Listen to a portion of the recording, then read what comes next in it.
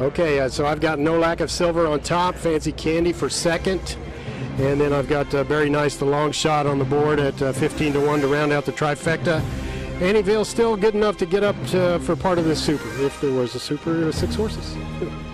And it's interesting here that with a relatively short field, and there doesn't appear to be as much speed, as much early speed in this race as there was in the sprint race we just saw about a half an hour ago. And maybe that's why it's going to be a little tougher for Annieville to close into a win tonight.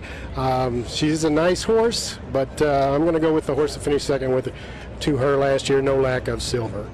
So it's an interesting group here as you take a look at the starting 8. This race is 6.5 furlongs. The other sprint that we saw earlier was 110 yards shorter. It was 6 furlongs, furlong being 1/8 of a mile, as we might have some new racing fans here, either on the TV side or at RaceviewNetwork.com. Checking out the racing tonight as you see the head-on shot. This will be a one-turn race. They're starting on the back stretch. They'll make one left turn after a long run into that far turn. Starter Ed Crane and his crew will load this field of 6 up. It won't take them too long to load this group. And you see the numbers atop the gate, Richard. This is a really nice innovation, especially since so many races now are wagered on by fans at satellite locations and at home and whatnot. The numbers coordinate color-wise with the saddlecloths worn by the jockeys. It's just so much easier to find your horse when you're trying to find them on the monitors, and they are, as you said, color-coded.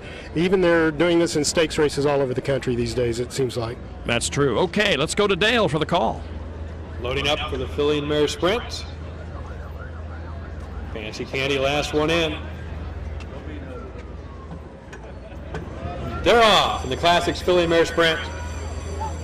Out sharply, the speedster Miranda Diane there at the rail. No Lack of Silver trying to press early on. 6 furlongs left now as Fancy Candy settles up into second.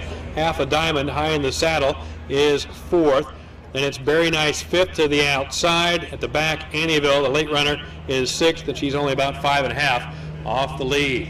Motoring up the backstretch, 21-2 for the opening quarter. Miranda Diane flying out there with a half mile to go, up by almost 3. Cliff Berry and Miranda Diane now trying to save something as they go into the turn. Fancy Candy moving into second. Very Nice is now a nose better in third. No Lack of Silver fighting on there fourth at the rail. 3 wide into the turn is Half a Diamond, and Annieville still on track at the back. 44-1 for the half mile, and they have a quarter mile to go. Miranda Diane still on the lead, comfortable now by more than 2 as they leave the turn. Fancy Candy trying to pull up alongside and putting the pressure on strong as they straighten out. Miranda Diane gives way to Fancy Candy. She goes right on by the 8th pole. Fancy Candy and Bridge Mahan now up on top by more than 2. Miranda Diane back to second. Half a Diamond a distant third. Yards left, and it's Fancy Candy, a well-timed move to take the Filly Mare Sprint by 3. Miranda Diane next, then Half a Diamond. No Lack of Silver a distant fourth. Fancy Candy has a tractable style, meaning she doesn't always have to be on the lead. She can come from slightly out of it or race closer to the front. Today she comes from just off the pace. A solitary pace set there by Miranda Diane at 6-5, but Miranda Diane is not able to get the job done on this evening. As we take a look at the head-on shot of the start, Cliff Berry and Miranda Diane and the Yellow Silks have things their own way early. But now as they move through the final furlong, ranging up on the outside is the eventual winner. Fancy Candy, trained by Steve Asmussen, the country's leading trainer, as well as Remington Parks. Fancy Candy also is a 3-year-old filly who came into Remington Park from Canada. Asmussen moved a string of horses up to Woodbine near Toronto for the first time this year, and looks like he decided to bring her down here and see what she could do at Remington. She's won 2 races in a row. She had competed in some claiming company, some open claiming company in Canada, so that sort of flatters the type of company that she was beating up there.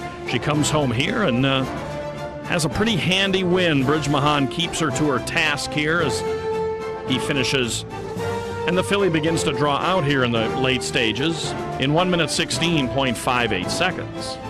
Went off at 9-5 odds, and now she has won 2 of her 4 starts at Remington Park Lifetime, finishing in the money all 4 times. She's a 3-year-old filly by Wert de Luna. We'll have the Winner's Circle festivities, the prices, and more when we come back to Remington Park. Artax, champion sprinter and sire of Millionaire Diabolical. Evansville SLEW, 2008 Oklahoma leading sire by stakes winners. Lucky Lionel, sire of Eclipse Award-winning sprinter Benny the Bull. Tactical Cat, currently Oklahoma's #1 sire by Money One.